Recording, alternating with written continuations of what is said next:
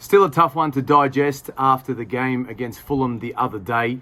So I wanted to have a quick chat before we preview the game against Manchester United on Sunday, which for me is a game that is a must-win almost for us. I know that sounds extremely potentially frantic, but it's not the case. I think if you're going to win the Premier League, you need to start strong. You need to be in a position where you know that you're only going to be able to drop between 6 and 12 games, and that's as an absolute maximum. Because if you look back at the Manchester City winning teams from 18 and 19, Liverpool of 20, each of those 3 years, the champions only dropped 6 games.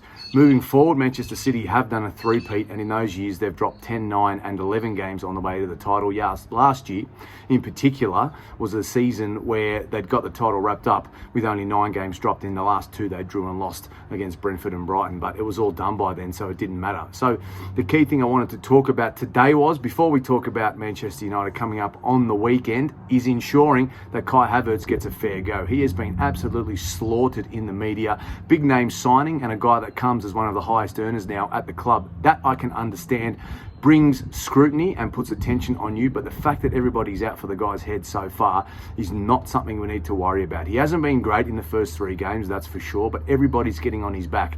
The thing is, had we have beaten Fulham, which we should have after getting 2-1 ahead with 15 to go, had we have beaten them, no one would be saying as much. Now, it wasn't a game that went the way we wanted it to. It changed completely when we went back to a more traditional formation with Zinchenko, and then Fabio came on the pitch and was absolutely brilliant. However, the point is that we didn't start like that. We ended well, but we didn't hang on. And that's why Havertz is getting a beating at the moment. Now, I personally think he should start on the bench on the weekend. Give him some confidence by coming off the bench, hopefully from a winning position. Gabriel should come back in. Zinchenko's hopefully fit now, and that'll set us up for a very big game on the weekend against what is traditionally one of our biggest rivals. But anyway, the key point is give Havertz a break. Let's see what happens over the next couple of months. We're going to have a busy schedule. Champions League, League Cup, FA Cup starts in January. We need fully fit players, and we need lots of them to make a stand. So give him a break, and we'll preview the game later in the week.